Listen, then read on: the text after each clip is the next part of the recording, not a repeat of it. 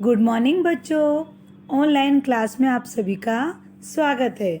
आज हम देखेंगे ग्रामर में टॉपिक विशेषण। ठीक है, आज हम टॉपिक देखेंगे विशेषण। विशेषण किसे कहते हैं, विशेषण के प्रकार कितने हैं, यह सब आज हम देखेंगे। तो सबसे पहले हम देखेंगे उसका जो पैराग्राफ दिया गया है उसे देखेंगे। सभी लोगों को ध्यान देना है, आपकी ग्रामर बुक है उसे निकालना है आपको मेरे साथ। और ग्रामर में पेज नंबर 109, पेज नंबर 109 में फर्स्ट पैराग्राफ आपको देखना है। सबसे पहले यहाँ पर जो लाल अक्षरों से लिखा है, जो रेड अक्षरों से लिखा है, उस पर आपको बहुत ध्यान देना है। यहाँ लिखा है, सालू को कविता लिखने का बहुत शौक है। वह कविता बनाकर अपने दोस्त को ईमेल करती है। आप भी उसकी लिखी कविता को पढ़िए। अब जो कविता के अंदर लिखा हुआ है लाल पेन से, उसे आप पर ध्यान देना। देखो, नीले नीले अंबर में काले काले बादल घुमड़ घुमड़ कर आए, ठंडी ठंडी हवा भी साथ में अपने लाए। देख सुहाने मौसम को मोर निकल कर आए, कुछ कुछ बच्चे लगे झूमने, कुछ बच्चे शोर मचाए। रंग बिरंगे फूल पत्तियाँ झूम झूम लहराए। अब यहाँ पर आपने देखा कि जो ये पंक्ति लिखी है कि नीले नीले अंबर में काले काले बादल, तो नीले नीले और काले काले, देखो लाल पेन से लिखा है, तो जो नीले नीले हैं, काले काले, ठंडी ठंडी, सुहाने, कुछ कुछ और फिर से कुछ और रंग बिरंगे शब्द क्रमशः किसके बारे में बता रहे हैं। जैसे नीले नीले किसके बारे में बता रहे हैं, अंबर। तो अंबर कैसा है, नीला नीला। बादल कैसा है, काले काले। हवा कैसी चल रही है, ठंडी ठंडी। मौसम कैसा है, सुहाना। बच्चे कुछ कुछ, बच्चे फिर से कुछ। फूल पत्तियाँ कैसी लग रही हैं, रंग बिरंगी। तो ये जो सब लाल अक्षरों से लिखा है और यह सब अंबर, बादल, हवा, मौसम, बच्चे और फूल शब्दों की विशेषता बता रहे हैं। विशेषता मतलब उसकी अच्छाई बता रहे हैं, उसके गुणों को बता रहे हैं कि अंबर कैसा है, तो नीला नीला है। तो जो उसकी विशेषता मतलब उसकी अच्छाई। तो जो शब्द इनकी विशेषता बताते हैं उसे हम विशेषण कहते हैं। जो शब्द विशेषता बताते हैं उन्हें हम विशेषण कहते हैं। जैसे पेड़ हरा है, तो पेड़ कैसा है, हरा। तो हरा क्या है, विशेषता, पेड़ का गुण है वो, है ना। तो पेड़ कैसा लग रहा है, हरा। तो यहाँ पर हरा क्या हुआ, विशेषता। तो इसी प्रकार से यहाँ पर जितने सारे शब्द लिखे हैं वे शब्द किसी न किसी चीज़ की विशेषता बता रहे हैं। जैसे हवा कैसी चल रही, तो ठंडी ठंडी। तो हवा गर्म चल रही है कि ठंडी चल रही है, तो ये क्या है, हवा की विशेषता है। ठीक है, तो शब्दों की विशेषता बताने वाले शब्द को विशेषण कहते हैं। समझ में आया। आगे देखेंगे हम कि विशेषण की परिभाषा, विशेषण की व्याख्या, डेफिनेशन कहते हैं ना हम, वह। तो संख्या या सर्वनाम। संख्या मतलब क्या होता है, नाम। और सर्वनाम मतलब क्या होता है, यह वह। तो संख्या या सर्वनाम शब्दों की विशेषता बताने वाले शब्द को विशेषण कहते हैं। संज्ञा या सर्वनाम शब्दों की विशेषता बताने वाले शब्द को विशेषण कहते हैं। और विशेष्य किसे कहते हैं, तो विशेषण शब्द जिन शब्दों की विशेषता बताते हैं उन्हें विशेष्य कहते हैं। जैसे यहाँ पर हम देखेंगे राधा। राधा क्या है, विशेष्य है। और सुंदर और बुद्धिमान क्या है, विशेषण है। राधा की विशेषता क्या बता रहा है, सुंदर और बुद्धिमान। राधा कैसी है, सुंदर और बुद्धिमान लड़की है। तो राधा है विशेष्य और सुंदर और बुद्धिमान विशेषण है। आगे देखेंगे 2 नंबर, वह कच्चे घर में रहती है। तो घर क्या है? विशेष, और घर की विशेषता क्या बता रहा है? कच्चे। तो घर कैसा है? कच्चा। तो ये क्या हुआ? विशेषण। तो वह कच्चे घर में रहती है, तो कच्चे है विशेषण और घर है विशेष्य। समझ में आया? आगे देखेंगे, यहाँ पर राधा और घर की विशेषता बताई गई है। बराबर, राधा और घर की विशेषता बताई गई है। तो राधा और घर क्या है? विशेष्य। इन दोनों की विशेषता बताई गई। तो क्या विशेषता बताई गई थी? कि राधा सुंदर और बुद्धिमान है, तो वो उसकी विशेषता हुई, उसकी अच्छाई हुई। अगर यहाँ पर बुराई भी बताते तब भी विशेषण ही होता। ऐसा नहीं कि खाली अच्छाई बताई, खराब भी। जैसे राधा गंदी लड़की है, तो गंदी अगर लिखा होता तो भी उसका विशेषण होता। ठीक है, उसके गुणों के बारे में बता रहा है ना, तो इसे विशेषण कहते हैं। समझ में आया? आगे देखेंगे हम विशेषण के कितने भेद होते हैं। तो पहले एक बार हम देखेंगे विशेषण की व्याख्या क्या है। संज्ञा या सर्वनाम शब्दों की विशेषता बताने वाले शब्द को विशेषण कहते हैं, और विशेषण शब्द जिन शब्दों की विशेषता बताते हैं उसे हम विशेष्य कहते हैं। अब देखेंगे विशेषण के भेद। तो विशेषण के कितने भेद होते हैं? विशेषण के 4 भेद होते हैं। कौन कौन से? तो पहला है गुणवाचक विशेषण, दूसरा परिमाणवाचक विशेषण, तीसरा संख्यावाचक विशेषण, और चौथा सार्वनामिक विशेषण या संकेतवाचक विशेषण। दोनों में से कोई भी बोल सकते हैं। तो पहले हम देखेंगे गुणवाचक विशेषण। गुणवाचक विशेषण किसे कहते हैं वह हम देखेंगे। ठीक है, तो इसके अंदर गुणवाचक विशेषण की परिभाषा है, अर्थात डेफिनेशन है कि जिन विशेषण शब्दों से हमें संज्ञा सर्वनाम के रंग रूप, आकार प्रकार, गुण दोष, काल, स्थान, दिशा, स्वाद, गंध, सुगंध, स्वभाव आदि से संबंधित विशेषता का बोध होता हो, विशेषता के बारे में बताता हो, उसे हम गुणवाचक विशेषण कहते हैं। गुणवाचक विशेषण किसे कहते हैं? कि जो विशेषण शब्द संज्ञा या सर्वनाम के रंग रूप, गुण दोष, आकार प्रकार, काल स्थान, स्वाद, रंग, दिशा, स्वभाव आदि के विषय में बताते हों, उन्हें हम गुणवाचक विशेषण कहते हैं। जैसे यहाँ पर हम चित्र के अंदर देखेंगे कि यहाँ पर 2 बच्चे पढ़ रहे हैं और मैडम उसे पढ़ा रही है। तो हमारी अध्यापिका मीठी वाणी और सरल स्वभाव वाली है। तो मीठी, सरल, है ना। फिर दूसरी वाले चित्र में देखेंगे मछली छोटी छोटी बच्ची के पास खाने के लिए जा रही है। तो क्या लिखा है? बड़ी मछली छोटी मछली को खा जाती है। तो यहाँ पर जो लाल अक्षरों से लिखा है मीठी, सरल, बड़ी, छोटी, ये शब्द क्या हैं? गुण व आकार प्रकार के बारे में बता रहे हैं। गुण के बारे में किसको बता रहे हैं? टीचर के गुण कैसे हैं? कि टीचर मीठी और सरल स्वभाव की है।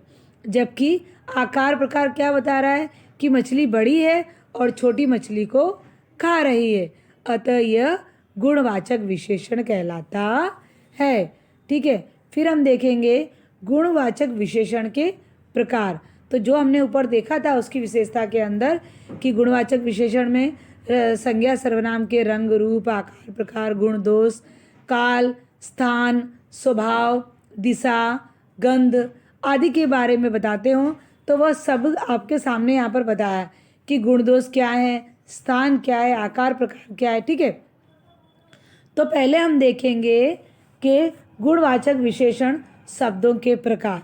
बराबर, तो गुण दोष क्या हो सकते हैं? गुणवाचक विशेषण अगर हमें पहचानना हो तो हम कैसे पहचानेंगे? तो गुणवाचक विशेषण में गुण दोष आते हैं। ठीक है, तो भला बुरा, सच्चा, दानी, क्रोधी, शांत, कंजूस, न्यायप्रिय, परिश्रमी, सरल, मृदुभाषी, भोला, चालाक आदि। फिर सेकंड है स्थान। स्थान की दृष्टि से गुणवाचक कैसे होंगे तो देखो, भीतर, बाहर, ऊपर, नीचे, मध्य, किनारे आदि। फिर आकार में देखेंगे, गोल, चौकोर, बड़ा, छोटा, तिकोना, लंबा, ऊंचा आदि। फिर रंग में देखेंगे, काला, पीला, नीला, सफ़ेद, हरा आदि, और भी कलर हो सकते हैं। फिर समय देखेंगे, दैनिक, मासिक, वार्षिक, नवीन, प्राचीन, संध्या आदि।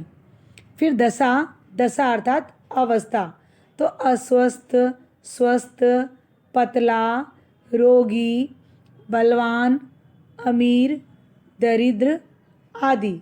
स्वाद और गंध, खट्टा, मीठा, सुगंध, दुर्गंध, तीखा, चटपटा, बदबूदार आदि। फिर आगे देखेंगे, स्पर्श, तो कोमल, मुलायम, गरम, ठंडा आदि। ठीक है, तो अब इसमें देखेंगे जैसे कि इन शब्दों का प्रयोग वाक्य में कैसे होता है। ठीक है, तो वो देखते हैं। जैसे हमें सबसे मृदु भाषा में बोलना चाहिए। मृदु मतलब मीठी भाषा में बोलना चाहिए। फिर दूसरा, मेरी घड़ी चौकोर है। ठीक है, तो चौकोर किस में आ गया, किस में आया चौकोर, आकार प्रकार में आया। ठीक है, और वाणी में क्या आ गया, हमें सरल वाणी में क्या आ गया, गुण और दोष में आ गया। फिर तितली रंग बिरंगी होती है। तितली कैसी होती है, रंग बिरंगी होती है। आगे देखेंगे,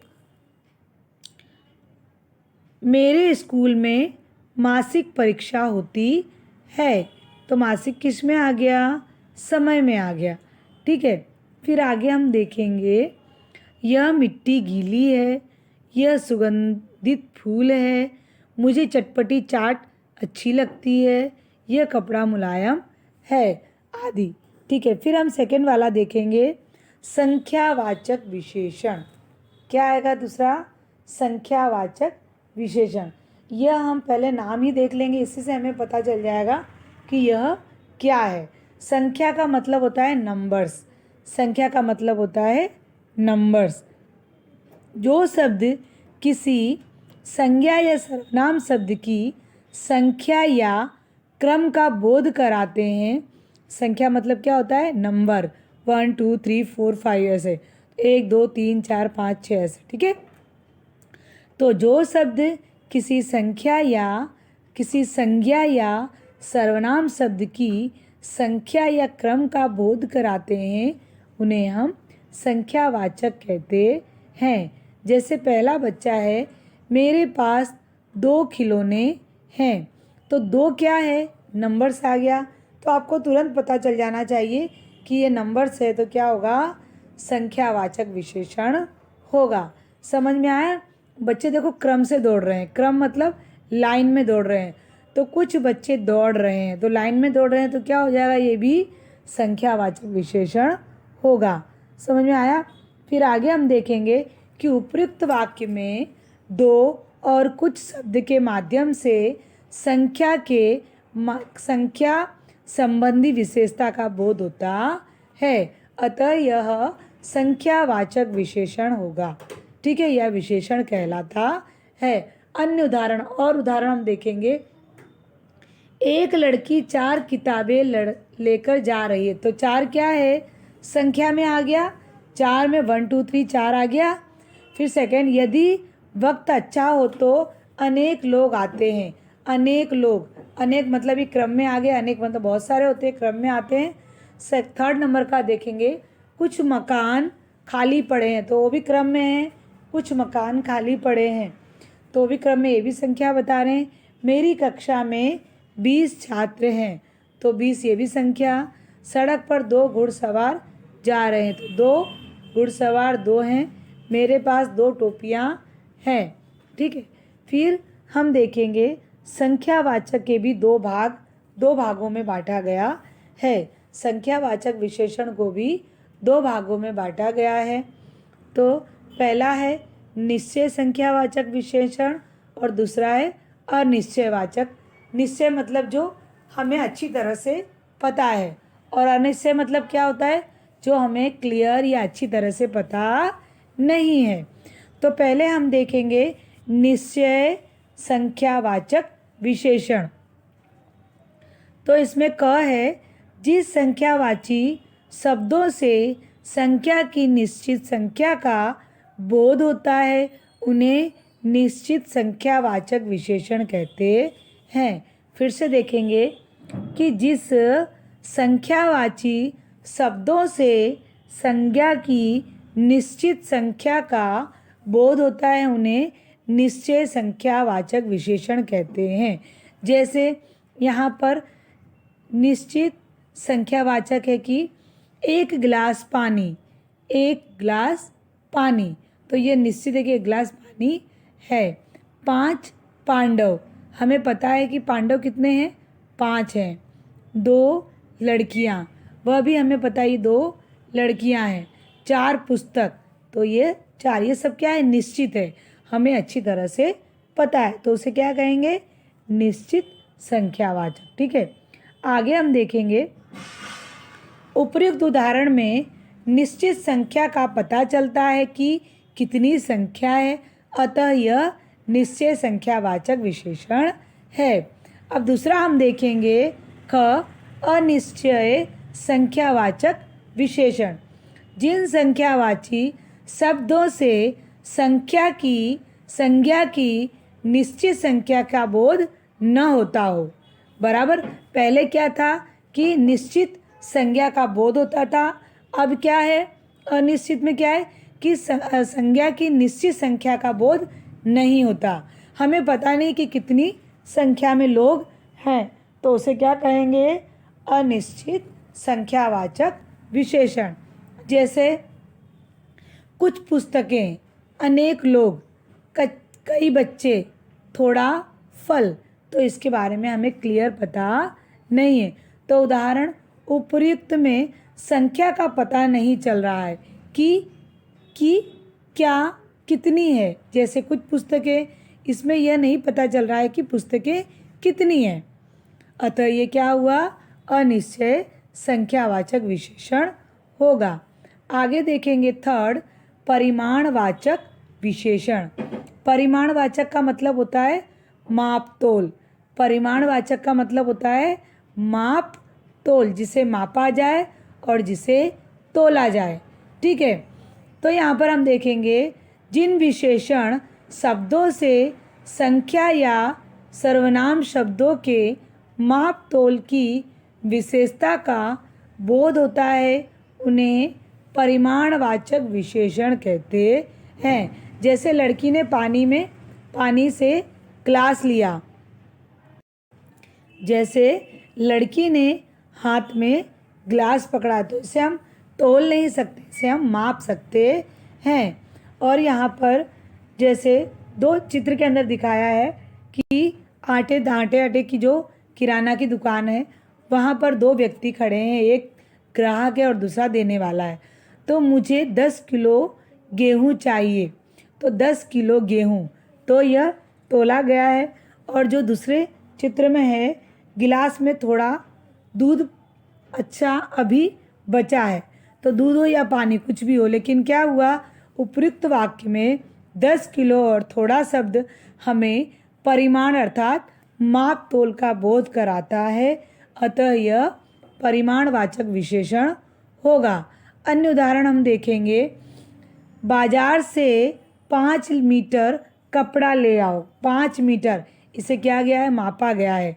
चाय में थोड़ी चीनी डाल दो, थोड़ी चीनी चाय में डाल दो, तो इसे क्या गया है, तोला गया है। फिर खाने के लिए कुछ लड्डू दे दो, आधा किलो आलू खराब हो गए। तो परिमाणवाचक विशेषण को भी 2 भागों में बांटा गया है। पहला है निश्चय परिमाणवाचक और दूसरा है अनिश्चय परिमाणवाचक। तो पहला है निश्चय परिमाणवाचक में वे विशेषण शब्द जो निश्चित माप तोल का बोध कराते हैं उन्हें निश्चित परिमाणवाचक विशेषण कहते हैं। जैसे हम देखेंगे निश्चित परिमाणवाचक विशेषण है, इसके सामने टिक लगाएगी कि 1 किलो आटा, 1 लीटर तेल, 700 मिली शरबत, 1.25 मीटर कपड़ा, ये सब निश्चित रूप में हमें दिख रहे हैं बराबर। लेकिन जो अनिश्चित रूप में दिखते हैं तो उपयुक्त उदाहरण में से निश्चित परिमाण का पता चलता है जिससे कि चीज़ कितनी मात्रा में है, अतः यह निश्चित परिमाणवाचक हुआ। अब अनिश्चित परिमाणवाचक में देखेंगे कि अनिश्चित परिमाणवाचक में है कि वे विशेषण शब्द जो संज्ञा या सर्वनाम की निश्चित मात्रा का बोध नहीं कराते हैं उन्हें हम अनिश्चित परिमाणवाचक विशेषण कहते हैं। तो अनिश्चित परिमाणवाचक में देखेंगे बहुत आटा, थोड़ा तेल, सारा शरबत, थोड़ा कपड़ा, तो हमें यह निश्चित रूप से पता नहीं है, अतः यह क्या होगा, अनिश्चित परिमाणवाचक होगा। उदाहरण हम देखेंगे, उपयुक्त उदाहरण में निश्चित परिमाण का पता नहीं चल पा रहा है कि चीज़ कितनी मात्रा में है। जैसे बहुत आटा, यहाँ यह नहीं पता है कि आटा कितनी मात्रा में है, अतः यह अनिश्चित परिमाणवाचक कहलाता है। आगे हम देखेंगे 4 नंबर का सार्वनामिक विशेषण। सार्वनामिक विशेषण जो सर्वनाम विशेषण के रूप में प्रयुक्त होते हैं, जो सर्वनाम मतलब यह वह, और यह वह विशेषण के रूप में प्रयुक्त होते हैं उसे हम सर्वनामिक विशेषण कहते हैं। जो सर्वनाम विशेषण के रूप में प्रयुक्त होते हैं उसे हम सार्वनामिक विशेषण कहते हैं। जैसे यह घर मेरा है, तो यह क्या है, सर्वनामिक। उस बगीचे में फूल खिले हैं, तो यह क्या है, क्या है, सार्वनामिक। उपयुक्त वाक्य में यह और उस शब्द सर्वनाम है, परंतु वे किसी संज्ञा की ओर इशारा कर रहे हैं बराबर। यह और उस क्या है, सर्वनाम है। यह और उस सर्वनाम है, लेकिन वे किसकी ओर संकेत कर रहे हैं, किसी संज्ञा की ओर। संज्ञा मतलब क्या है, घर, बगीचा, ये क्या है, संज्ञा है, तो इनकी ओर वह इशारा कर रहा है। यह घर मेरा है, तो क्या होगा, उपयुक्त वाक्य में यह और उस शब्द सर्वनाम है, परंतु वे किसी संज्ञा की ओर इशारा कर रहे हैं, अतः यह सार्वनामिक विशेषण है। अन्य उदाहरण हम देखेंगे, यह चिड़िया बहुत मीठी गाती है, तो यह क्या है, सर्वनाम है। चिड़िया क्या है, संज्ञा है, तो संज्ञा की ओर इशारा कर रहे हैं, तो यह क्या कहेगा, सर्वनामिक विशेषण कहलाएगा। ठीक है। इस विद्यालय की सभी सराहना करते हैं। यह सिंहासन विक्रमादित्य का है। यह पुस्तकालय बड़ा प्रसिद्ध है, तो सिंहासन, विद्यालय, पुस्तकालय, यह सब संकेत कर रहा है सर्वनाम। सर्वनाम संज्ञा की ओर संकेत कर रहा है, तो ये क्या कहलाएगा, सर्वनामिक विशेषण। ठीक है। तो अब हम आगे देखेंगे, आपको चारों प्रकार समझ में आ गए ना, गुणवाचक विशेषण, संख्यावाचक विशेषण, फिर क्या है, संख्यावाचक विशेषण, परिमाणवाचक विशेषण, और चौथा सार्वनामिक विशेषण अर्थात संकेतवाचक विशेषण। ठीक है। अब हम देखेंगे संख्यावाचक विशेषण। अब हम देखेंगे संख्यावाचक विशेषण और परिमाणवाचक विशेषण में अंतर। संख्यावाचक विशेषण और परिमाणवाचक में अंतर। जिस संख्या और सर्वनाम की गिनती की जाती है या गिना जाता है, जो जिस संज्ञा और सर्वनाम की गिनती की जाती है, गिनती मतलब 1 2 3 4 5 ऐसे, कि जिन संज्ञा और सर्वनाम की गिनती की जाती है या गिना जाता हो उनके लिए संख्यावाचक विशेषण का प्रयोग होता है। समझ में आया ना। संज्ञा और सर्वनाम, संज्ञा मतलब होता है नाम, नाम को गिना जाता हो कि 2 नाम, 3 नाम, 4 नाम, और सर्वनाम मतलब यह वह भी गिना जाता हो कि यह 5 पुस्तक है, ये 6 पुस्तक है। तो जहाँ पर संख्या और सर्वनाम की गिनती की जाती हो उसे संख्यावाचक विशेषण कहेंगे। जबकि जिन वस्तु की सिर्फ नाप तोल की जाती हो या फिर जिन वस्तु की सिर्फ नाप तोल किया जाता हो किया जा सकता है या कर सकते हैं उनके लिए परिमाणवाचक विशेषण कहलाता है। समझ में आया ना? संख्या सर्वनाम की गिनती की जाती है उसे संख्यावाचक विशेषण कहते हैं और जिन वस्तुओं को मापा तोला जाता है उसे हम परिमाणवाचक विशेषण कहते हैं। जैसे यहाँ पर है मैदान में 7 बच्चे खेल रहे हैं। तो बच्चे क्या है? संख्या। 7 क्या है? संख्या। और बच्चे क्या है? संज्ञा। तो संज्ञा है, संज्ञा की को गिना जा रहा है। तो 7 तो क्या होगा? संख्यावाचक विशेषण। बराबर। फिर यहाँ पर है बाजार से 7 किलो आटा। 7 किलो इसे मापा और तोला जा सकता है। बराबर। तो क्या हो? तोला। तो परिमाणवाचक विशेषण। ठीक है ना? कवि सम्मेलन में थोड़े ही लोग। कवि क्या है? संज्ञा। और संज्ञा को क्या? थोड़े। तो क्या होगा? संख्यावाचक। कटोरी में थोड़ी सी चीनी। कटोरी में थोड़ी सी चीनी से तोला जाता है। ठीक है? तो परिमाणवाचक। समझ में आया? अब हम आगे देखेंगे सर्वनाम और सार्वनामिक विशेषण में अंतर। सर्वनाम और सार्वनामिक में विशेषण में अंतर। जैसा कि हम पहले अध्याय में पढ़ चुके हैं कि सर्वनाम का प्रयोग संख्या के स्थान पर होता है। बराबर। हमको पहले से पता है कि संज्ञा जब हम पढ़ते हैं तो संज्ञा मतलब नाम, और नाम की जगह पर हम यह वह तुम आप का प्रयोग करते तो वह क्या हो गया? सर्वनाम। लेकिन सर्वनाम जबकि सार्वनामिक विशेषण का प्रयोग संज्ञा से पहले आता हो तो उसे हम क्या कहेंगे? सार्वनामिक। संज्ञा से पहले आता हो उसे हम सार्वनामिक कहेंगे। हमने पहले भी पढ़ा था ना कि सार्वनामिक विशेषण किसे कहते हैं। आपको याद है?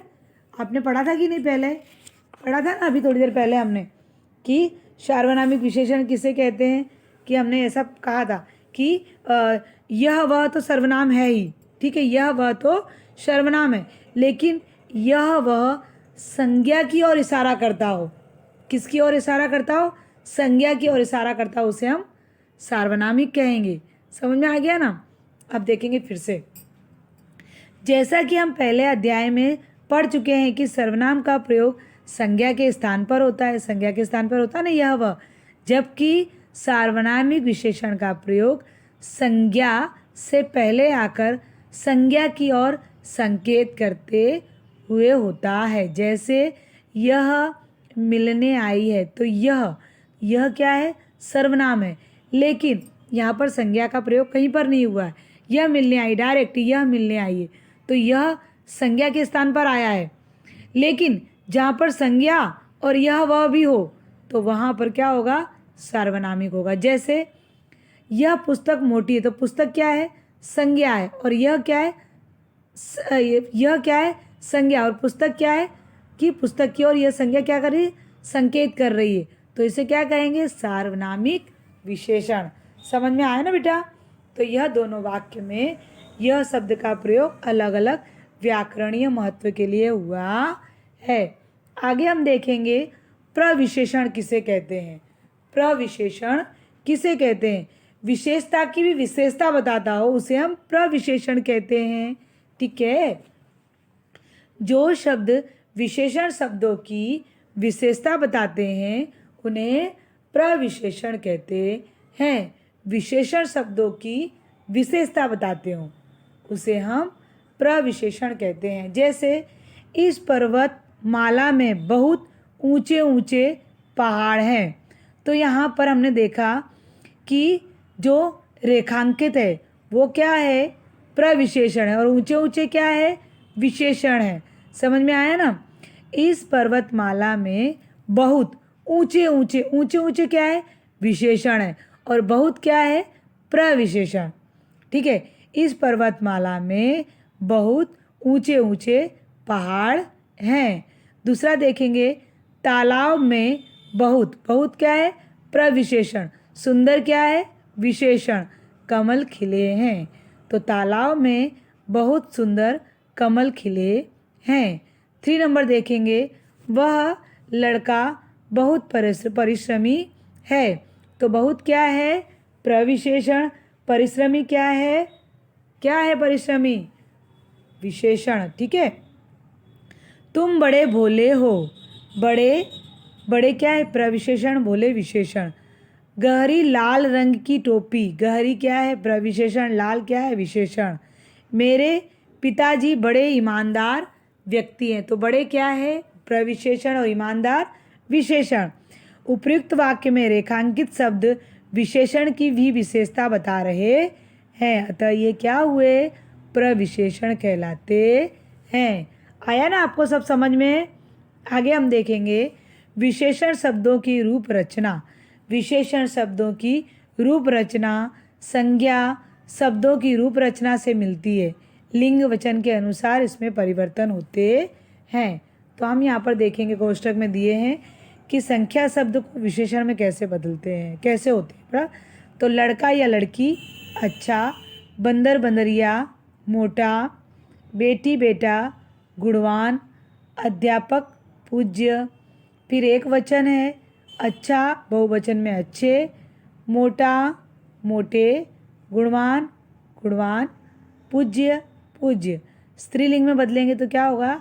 अच्छी अच्छा, पुल्लिंग अच्छा और स्त्रीलिंग अच्छी, मोटा मोटी मोटा, गुणवती गुणवान, पूज्य पूज्य। विशेषण शब्दों की रचना प्राय संज्ञा, सर्वनाम, क्रिया,